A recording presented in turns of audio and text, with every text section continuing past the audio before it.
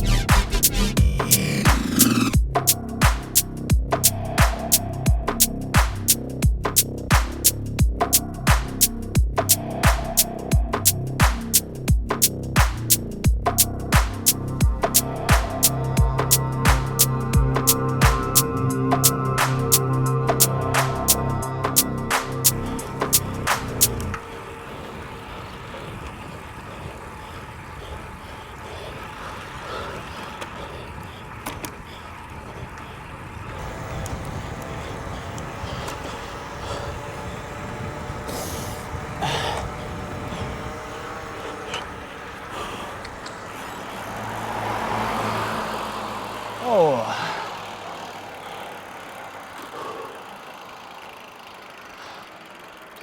How many more reps you got? 0. That was 8. And now a word from today's sponsor. Multivitamin, zinc, iron, probiotic, adaptogen. Hey man, you really shouldn't be doing that.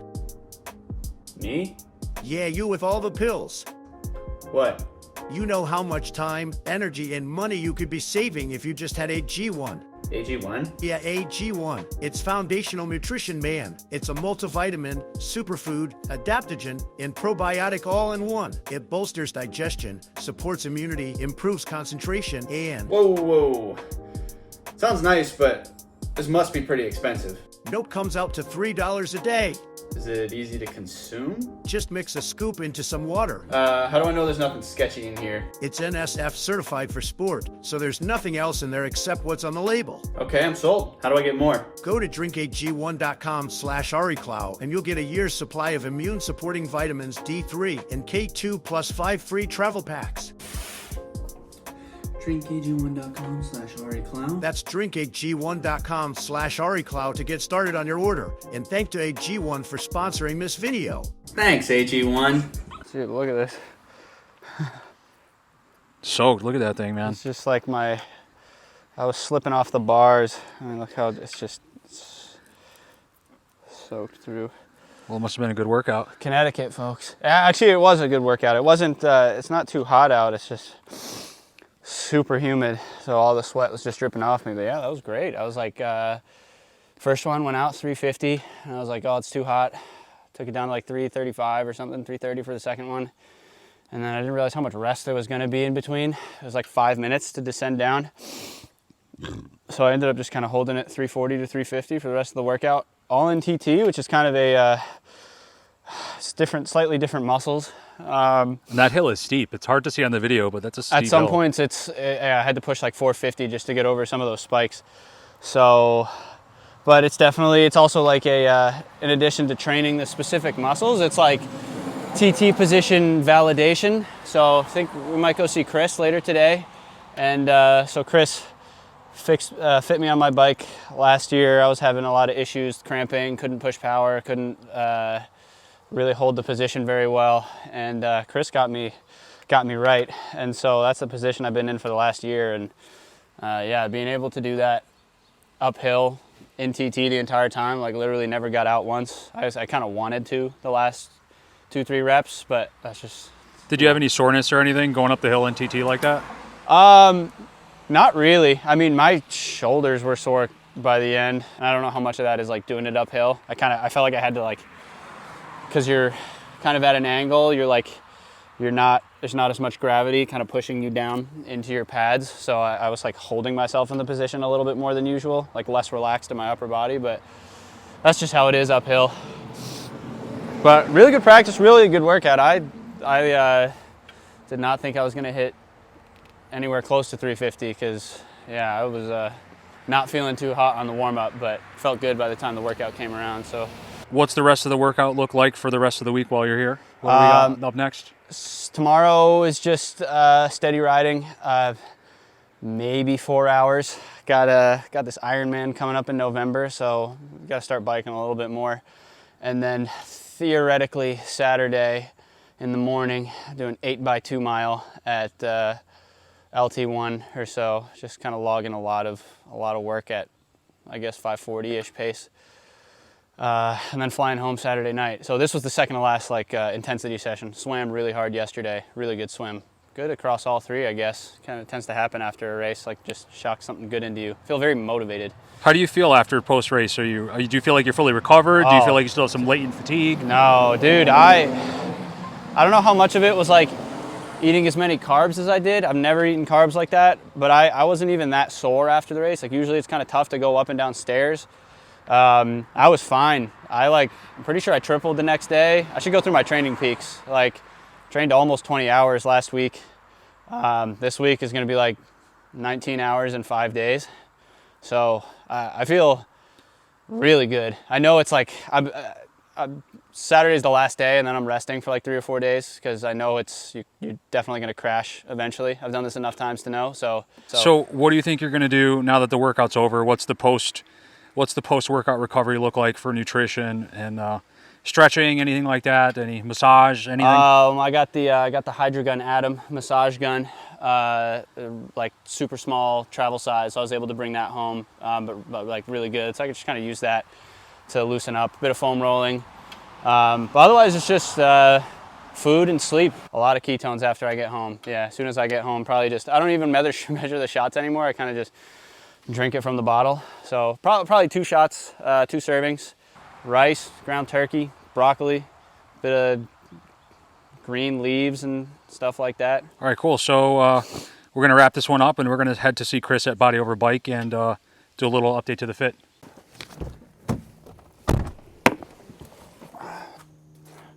What's going on, Chris? How are you? I'm good. Good to see you. You too, man.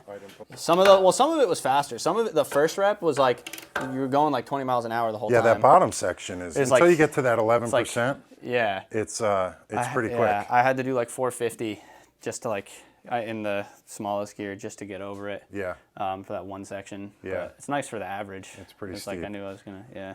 It's a good 15, 20-minute interval. Yeah. Well, I didn't go all the way to the top. I just did 2 by 5 minutes with a minute rest and then send back down. So Okay, let me find all right, a what are we place. doing here? Let me find a place for this one. But yeah, the thing is, I'm curious. Like, it feels so comfortable. Like, power in it is, I mean, it feels like even a little bit above threshold. I feel like I can push super well. Nice, good. That's what we're Um, after. So, like, yeah, I don't know how much like changes need to be made, but I don't know in your experience, like when people go too long between bike fits or. Generally speaking, I mean, my thought is always, unless there's some body or life-altering situation that requires an adjustment, you don't necessarily need an adjustment. Yeah.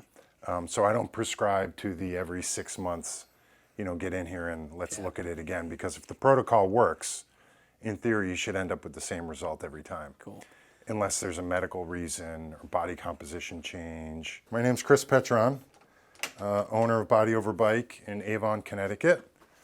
I've been a bike fitter since 1995.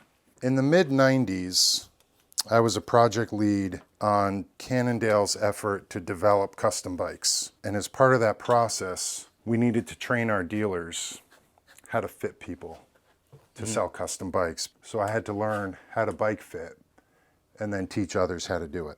Well, and back then, bike fitting was somewhat rudimentary.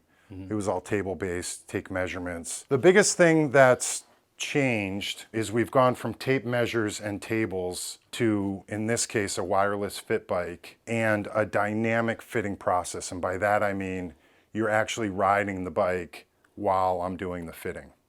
Whereas if you do fitting on a trainer, you have to stop, you have to make adjustments, you might have to switch parts, and 20 minutes later, the customer gets back on the bike, Right. and you continue the fitting process. Mind you, all those changes are done in finite increments. So here, while the fit client is riding the bike, I can make those changes at any moment in millimeter increments. So the computer is now driving the fit bike to move to Ari's position where we last left off, which is very close to how his canyon is set up today. So Ari, did you make any changes since you had your fit? I added 5 millimeters of stack. As great as this process is and the fit bike is, I'm the first to admit that the proof is in the pudding, and what you experience out on the road is what matters. So oftentimes people will make adjustments like that because, we did a lot of work here in the studio, but he didn't ride for 4 hours or longer to be able to really test it out on the road. It looks like an aggressive position. It looks very aggressive. Yep, it is. My girl knows I got flexible hips. So this is your fit that we developed during your bike fitting. And based on the measurements of the bike when you brought it in, before I fit you, this is where you were. You can see it just like moving So down and in. you were like a lot of people. You thought lower is better. just like this So tiny you drop little, the bars as low as you can tolerate. You didn't have the seat in the right spot, so your whole position was just cramped. I mean, yeah, my And knees are that's like obviously elbows. going to affect your leg extension, but also your breathing and your comfort overall. So through the fit process, we came up with the new position, which has a higher seat, higher bars. The bars move at an angle, so it's actually a longer reach. Your posture's excellent, your position's great, and it's comfortable, so you can sustain it. Yeah. And not only can you sustain it during the bike, but it's much easier to run off of this position than your old position. Yeah, no cramps. I mean, running, I think, a minute faster.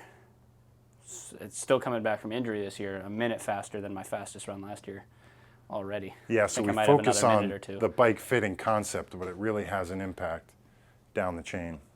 Huge impact. A lot of people have had bike fits before they come in, or they've self-fit.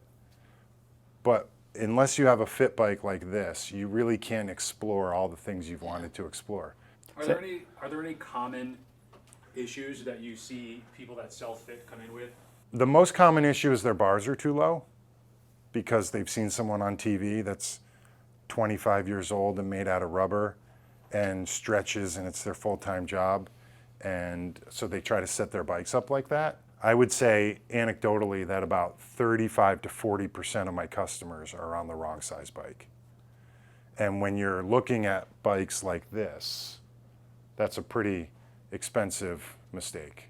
But it just emphasizes how important it is to get your bike fit before you go shopping for a bike. And there are so many people out there showing the glamorous side of things, whether it's cycling or swimming or running or triathlon, and you're showing people the reality of it and what you have to do to make it work. And part of that's the whole burnout thing and keeping things positive and fun and yeah. So Get a bike fit, folks. Who's the fitter? Body Over Bike, Simsbury, Connecticut. Tell Chris I sent you.